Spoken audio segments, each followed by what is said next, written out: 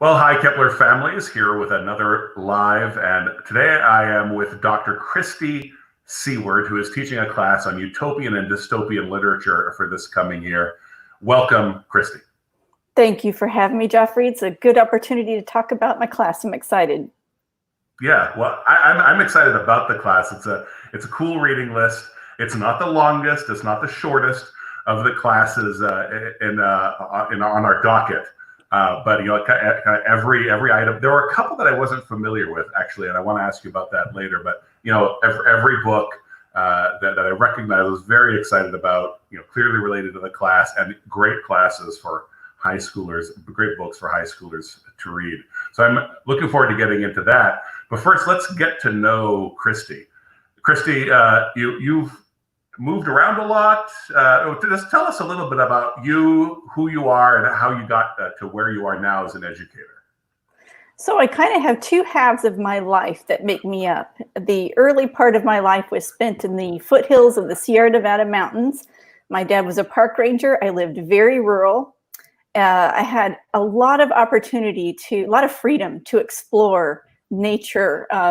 Did a lot of canoeing and trail walking and messing with animals. We raised a bunch of animals. We had chickens and rabbits and cows and a pony, but we also had a pet raccoon for a while, and my dad grew beehives, and I would catch tarantulas in jars. It was a very contemplative life. I had a lot of freedom, a lot of time to explore, very slow paced. After college, I married a man in the Air Force, and so the second half of my life was characterized by a lot of activity, a lot of moving, a lot of change, a lot of travel, had children and raising children, so it was a very active life. So I kind of have these, I feel fortunate that I've been to experience both the contemplative and the active life, and I understand the harmony that can bring to each other. Mm. Now, are you entering a new phase, a third phase, or are you returning to a contemplative life? Like, where do you find yourself now? Probably more balanced than anything. I think when you have a family that's very busy, and my kids are getting older now, so maybe in retirement or something that will change, or when empty nest that will change. But for now, I think I tend to be drawn to the contemplative life, so I'm always trying to balance the activity, and that's a natural balance for me because I long for the contemplative. So I think balance. Yeah. Well, yeah, that makes sense. Actually, Carla Mehmet, one of our teachers, has just stopped in, and she's saying she's not hearing anything. I've checked all our technical stuff. Oh, no. And I'm not, I don't see any. So I'm going to actually send a comment out to everybody. Hi, everyone. Can you hear us?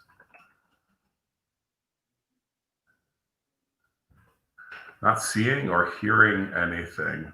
Yeah, you know what? I'm going to keep rolling like we're good because it seems like everything is good. Okay, great. Yes, Daniel and Sovereign Grace are both hearing us just fine. So sorry, just a little blip this morning.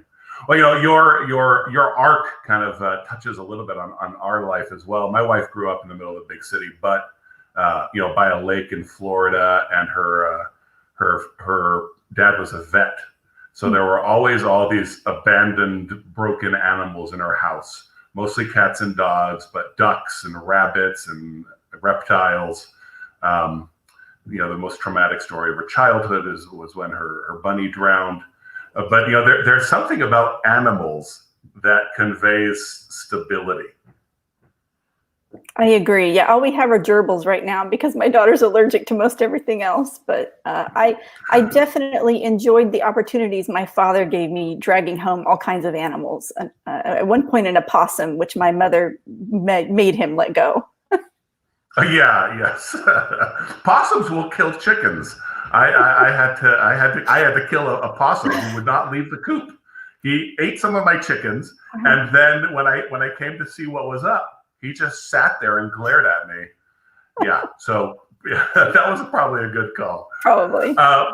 Well, so I'd actually be curious to hear how, because our family has moved around quite a bit ourselves, and we homeschool our 5 kids. And obviously you had a military experience that can be quite different, but how did you find that moving around a good bit affected your children's education? How did you guys handle that? Well, we moved around a lot before we had kids. So we were married 10 years before we had children. So a lot of our moving and traveling was done before they came. My oldest daughter was born in Okinawa, and then we moved to Hawaii. So she does have early childhood memories of Hawaii. But by the time she started elementary school, we were in Florida, and we had 3 back-to-back assignments in Florida, and then my husband retired. So we've actually been in Florida for quite a while. Okay, yeah, so that's interesting because I grew up moving around a lot, and Florida is more or less the place that I call home because that's where we settled in high school. Even though none of my family are in Florida now. Well, looking at your teacher profile with this fascinating background, of course I think it must be 95% of our teachers call upon the name of C.S. Lewis as a great inspiration. And there are a couple of things in here that I found quite interesting. You in your about section, you found it important to state your belief in the dignity and worth of each individual student. Now, why did you choose? I think all Kepler teachers would say, yeah, of course. But you chose to write that down. Could you maybe talk a little bit about why you did? So when I went to Faulkner University, that's where I graduated with the degree in humanities. It was the first time I had been involved in Christian education in my life. I am pretty much a product of progressive education out of California. And that was the first time I had a chance to enter into Christian education. And I think the one takeaway that was the biggest for me in the entire Great Books program was the idea that we're made in God's image. And I think when that drives your thinking, it affects every single thing you do or how you relate to people. How am I, for instance, with the Utopia and Dystopia, how am I going to be a citizen? That is driven by the fact that you and I are made in God's image. The student in my class is made in God's image. To me, that was such a life shift for me. I had heard it before, but actually thinking about it as a real thing that I need to view people in that way was pretty life-changing for me. So that does drive my relationships mostly. Yeah. Now, were you a new Christian at the time? Because you said you had heard it before. All right. So it was more about you were just in this environment where education was done, I guess we could say, with no reference to that at all. And so actually seeing that practiced changed your life. Absolutely. And I hate to be too hard on California, but my progressive education in California, and particularly the teaching credential I got for elementary, was largely driven by political ideas. And it wasn't so much about the individual student. It was about putting out the right message. And we need to get back to the idea, and classical education does, that student is an individual made in the image of God. I'm not here to share propaganda. I'm here to nurture their soul. That's a whole different thing. Mm-hmm. Yes, there's something sinister about the way a lot of educators approach things. We're speaking as educators, where it really isn't the full humanity and the well-being of the student that is their concern. There's some other agenda, and the child is a product, right? You're supposed to produce this thing for something else, not for their well-being, not for the glory of God, but for whatever the agenda is driving at. And that's sinister. It is, and largely that product now is job training, right? So right. I've even had conversations with my daughter who's going to college, and she's, thinking this is kind of about preparing for a job, and that's probably true, but should it be is maybe the better question. Education should be bigger than just that. That's right. It should be bigger. One of the things I often say is that if you expect the state to educate you, the very best. Like if everything were ideal and perfect, the best the state could do is produce a good citizen. And that's just one of the many things a good Christian should be. They could produce a good worker. That's something a good Christian will be if they are well educated. It's just part of it. And so our hopes for educating our children are so much bigger than what the best and the most that a state system could produce. So, there are a lot of Faulkner folks in there. A lot of families may not know, but there are quite a few Faulkner doctorates and people working on doctorates through Faulkner on the Kepler platform. Christi is one of them, but several of our viewers are connected to Faulkner. Yes, and so, had the awesome.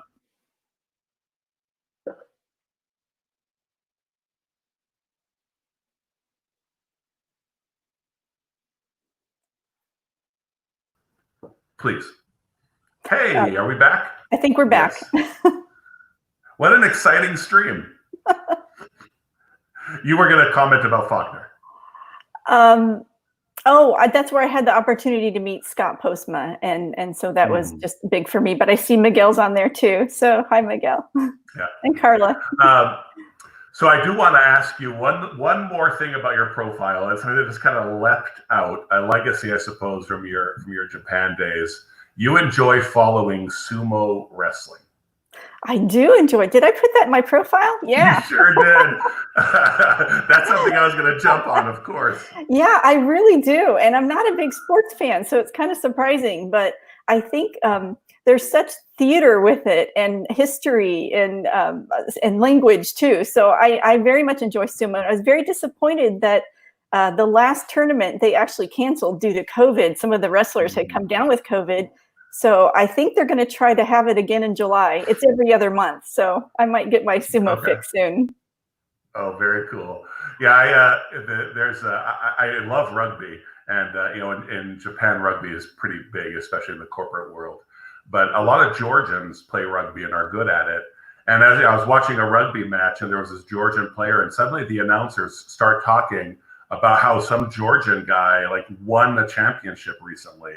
And the sumo world was in upheaval. I think mostly happy upheaval, but wow, someone not Japanese actually won a tournament here. You look like you remember that. Yes, and actually, so the Mongolians kind of do very, very well in sumo wrestling. Some of the top ones are the top wrestler is Mongolian. Oh wow, that's fascinating. I should get into that a little bit. I like watching all sorts of what for us would be niche sports. So I'll raise my coffee cup to you as I'm checking out some sumo highlights later today. Well, let's talk about your class, Utopian and Dystopian Literature Through the Centuries. You begin your course description by saying the ultimate goal of this course is to glorify God by fostering human flourishing. Could you maybe open and talk about the class connecting the ideas of utopia and dystopia to flourishing, to human flourishing? So in my opinion, every class should open with that, or at least every class I want to teach. That's the goal. These are great avenues to get to that goal. So with utopian and dystopian literature, there are really five ways I think that can develop human flourishing. The number one is I think it gives us perspective. By going through the centuries, we understand that dystopia and utopia did not start with the Hunger Games. Even Plato was talking about creating utopian visions in BC, 365 BC, 75 BC. And that we've continued to have this conversation. So some perspective on it. It's not new. The other thing is, I think it's a good way to show that the way the different worldviews can play out. Ideas have consequences, and this literature allows us to sort of take an idea and play it out. And so that's kind of fun. I think it also causes us to think about what makes a good or bad society. As we see those ideas play out, we kind of see the end of some of those ideas, and we see, oh, that seemed to work well, and that was a disaster, or the caution, red flag, yellow flag on that one. I think as Christians, this literature can also help us think about the hope we have of heaven, because our permanent citizenship is in heaven. We are temporary citizens on earth and we have a responsibility here, but our permanent citizenship is in heaven. And I think that when we see the loss of Eden, we can still have hope that that will be restored in heaven. And then I think the fifth thing is it can really develop an appreciation for what we do have in society. It's not all bad. It could be worse. And so let's appreciate some of the things that we do have. What a wonderful tagline for the times we find ourselves in now. True. It could be worse. Well, before we proceed, I think we can explore the literature itself. We can explore civic aspects of Utopia, but could you maybe give us a semi-technical definition to work with of Utopia and Dystopia?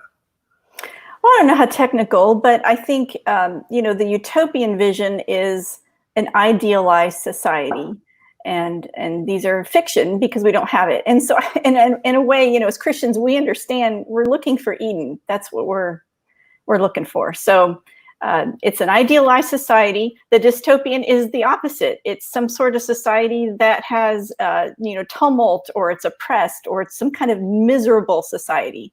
And as we know, usually we're somewhere in between those two things. Mm-hmm. Yes, which is why a misery index is actually a common economic indicator. Economists study misery and try to define what misery is. Well, looking through your reading list, a lot of the books you might expect: Plato's The Republic, More's Utopia, Gulliver's Travels. I wonder if you could tell us a little bit about Sir Francis Brown's New Atlantis. I think that's one that's a little less commonly read. Bacon. So it's Sir Francis Bacon. Yeah. Yes. Okay. Yeah. We actually need to correct that. Oh, does it say Brown on there? Okay. Yeah. It sure does. Yeah. Yeah. So anyway. This is a pretty obscure novel, and it is mentioned. I mean, it is, I think, in the Great Book. So it's kind of interesting that it's in there. It's pretty obscure. It's kind of the idea of building a society on science. As we know, Francis Bacon was interested in science and scientific method.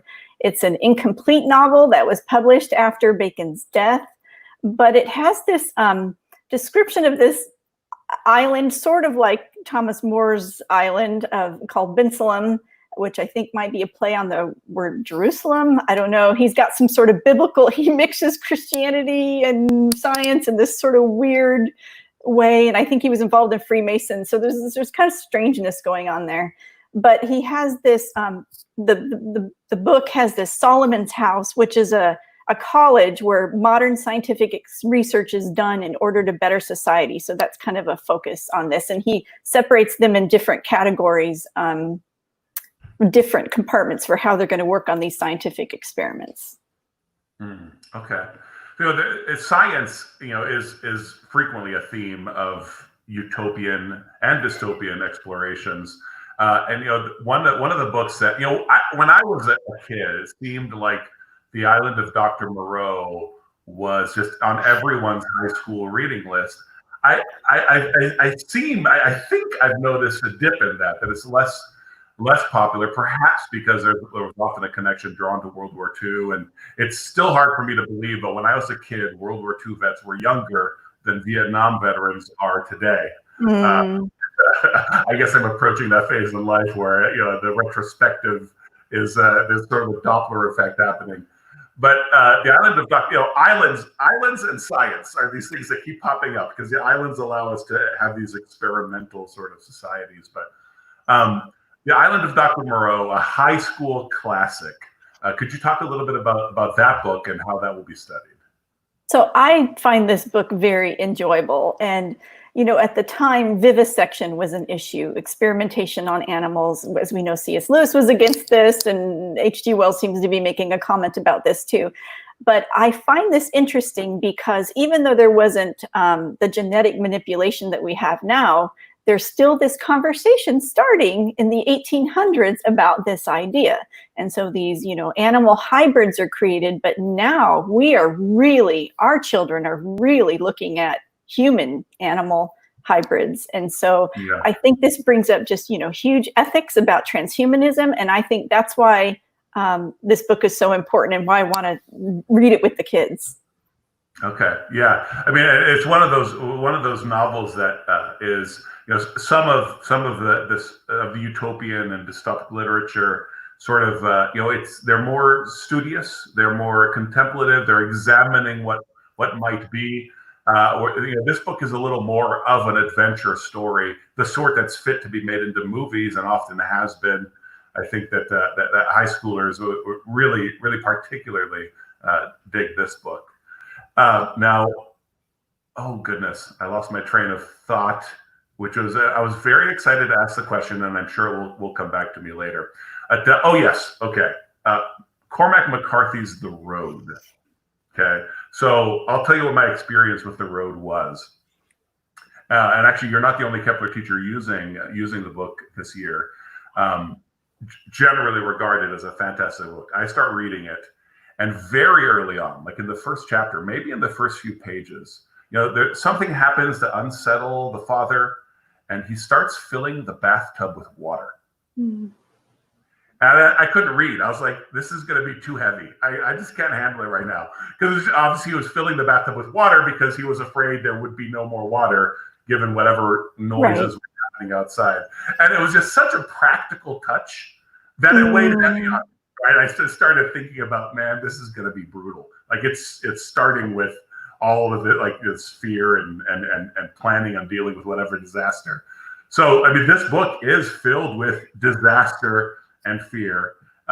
Could you talk a little bit about the use of this book in a high school class, and particularly because it's a post-apocalyptic book, which is not quite the same thing as a dystopia. So I'd love to explore that as well. Yeah. So you're right. This book is pretty heavy, and I don't usually cry when I read, but I did it this one. This was a pretty heavy book.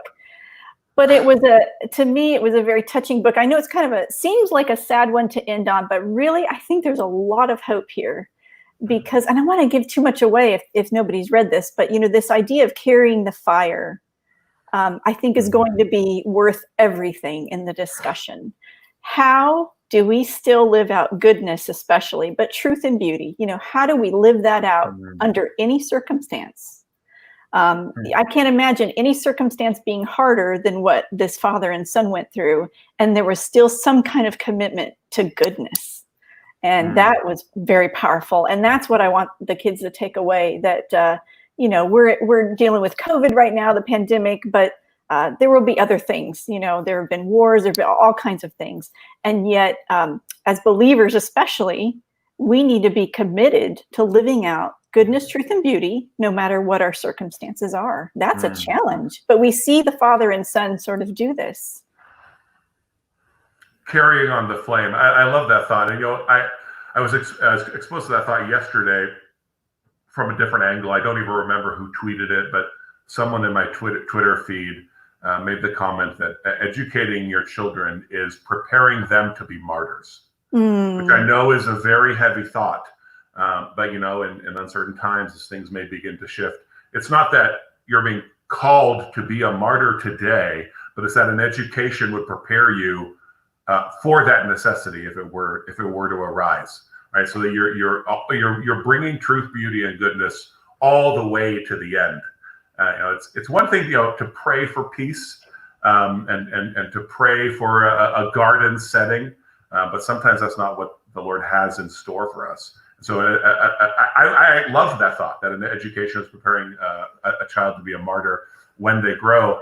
And I think maybe reading this book and this sort of literature is doing the same thing, really driving home the importance of carrying truth, beauty, and goodness wherever you go.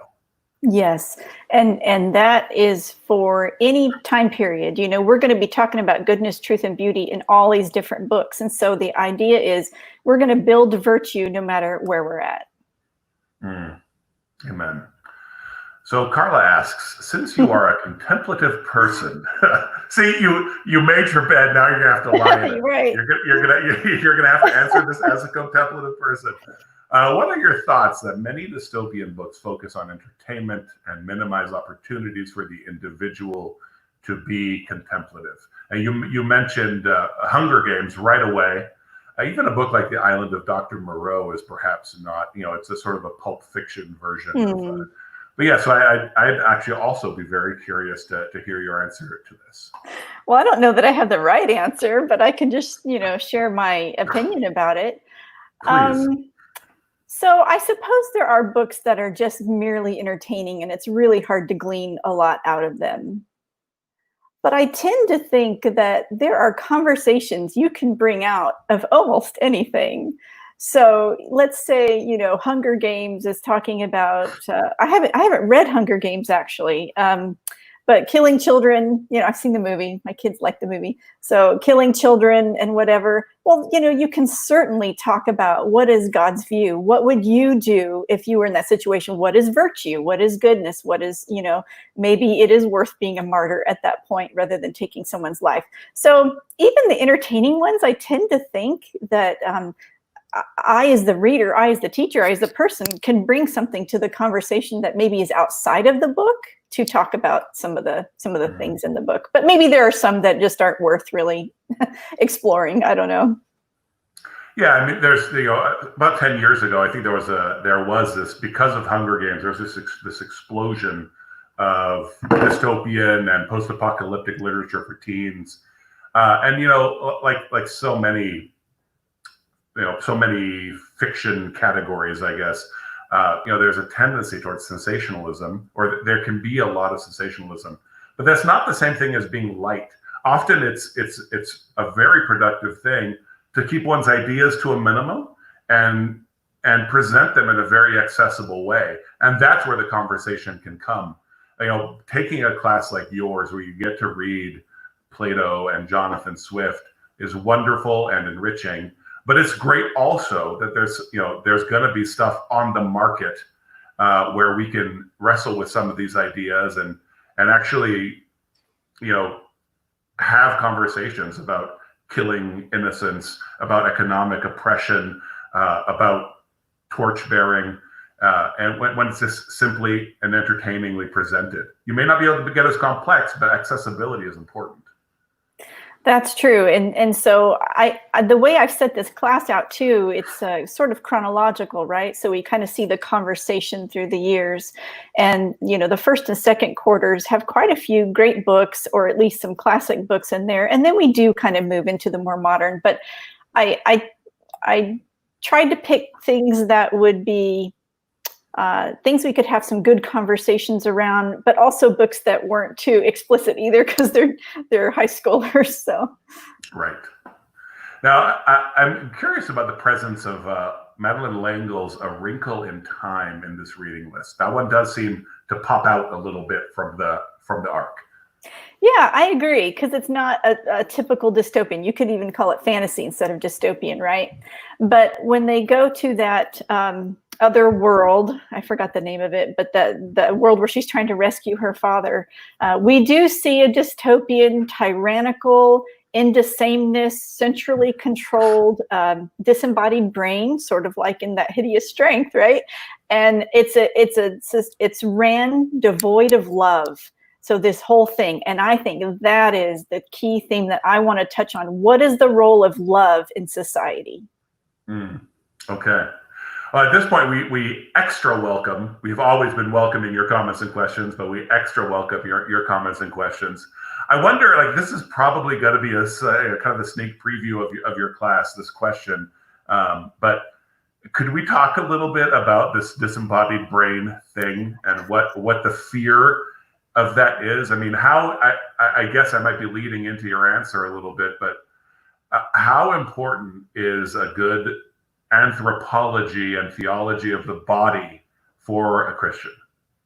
Yeah, hugely important. So to me, this brings up the idea of artificial intelligence, right? For better or worse. We're heading into, I didn't think we'd get here, but we're here. We're here where artificial intelligence is a real thing. And it may have some very good purposes, but it may have some sinister ones too. And so I just think we need to be aware as citizens in our society of the implications of these certain technologies. And so, in That Hideous Strength, that just cracks me. Well, I hate to give too much away, but the disembodied brain that's controlling things.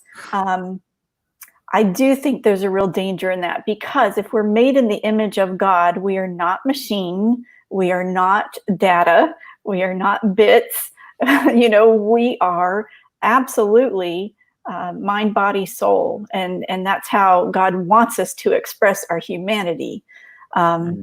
So yeah, I think it's going to have some good conversations about some contemporary things that we see even in some older books.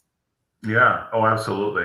I think it's interesting how we have a tendency right now for the past couple of centuries, really, to think that if we can describe something in a certain way, that's what it is. So if we can describe ourselves biologically, that's all we are, is bios. If we can describe ourselves intellectually, that's all we are. We are an intellect. And to have this fully rounded view of man because of our view of God is extremely important. And it's important for our students that they learn to not think that the ability to describe something is the same as knowing it. Well said. Yeah. And especially our young people, they're born with cell phones in their hand. And so technology is completely second nature to them. And I do think that this Christian idea of being made in the image of God as a body, mind, and soul is so important to nurture all three of those, to have human flourishing. That is part of human flourishing.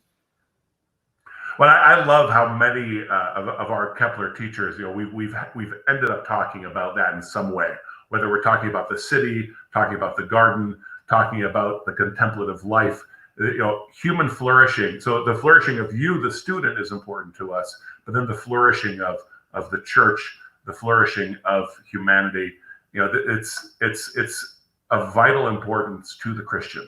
We can bless the world. It's our responsibility to bless the world. And I love that so many Kepler teachers are concerned with that, of bringing that out of students. So Carla Mehmet comments, Mehmet, I agree, can have a discussion about any book. I was curious if what your thoughts are on the entertainment or amusement focus of the characters in the books and few contemplation opportunities. I think she wasn't satisfied with our answer. I guess we'd have to talk about particular books. I'm not sure. I have too much more to say about that. But yeah, there really has been a glut of that sort of. I've noticed a dip. I owned a bookstore at the time of that explosion, and worked at an after-school program for fifth graders, for general. But I had a fifth grade group that I looked, all afternoon. We did homework and we, played dodgeball and all that. It was great. But it's just fascinating to see all these like 11-year-old jocks, like the best football players all these boys and with their noses in post-apocalyptic and dystopian novels, just absolutely absorbed. But some of those books, are wonderful, and some of those books are, I guess I could describe them as toxic. So I think it is something that a lot of teachers and parents end up facing. But maybe, since there are a couple of teachers interested in this sort of thing, we could actually have a virtual round table, and talk about these things. Absolutely. I wonder if we could kind of close the stream with a thumbnail, "This is why you should take my class" sort of moment. Well, I think this kind of goes back to Carla's thing. I really think this class will both teach and delight. I think that the readings are engaging and interesting. I think our discussions are going to be very interesting, but we're also going to be teaching about what it means to be a good citizen, a Christian citizen, a moral, virtuous citizen, and what it means to build a virtuous society. And I think this is really relevant to kids in high school who will be adults soon. They need to be thinking about what makes a good, true, and beautiful society. And I think this is going to be a really fun and enjoyable way to discuss those things. Fabulous. I love it. Now, as we sign off, Christi, stay on the line, and we'll hang out a little bit afterwards, maybe share a cup of virtual coffee. All those of you who've been watching and participating, thank you so much. And Christi, thanks for being here. Thank you. So long, everybody.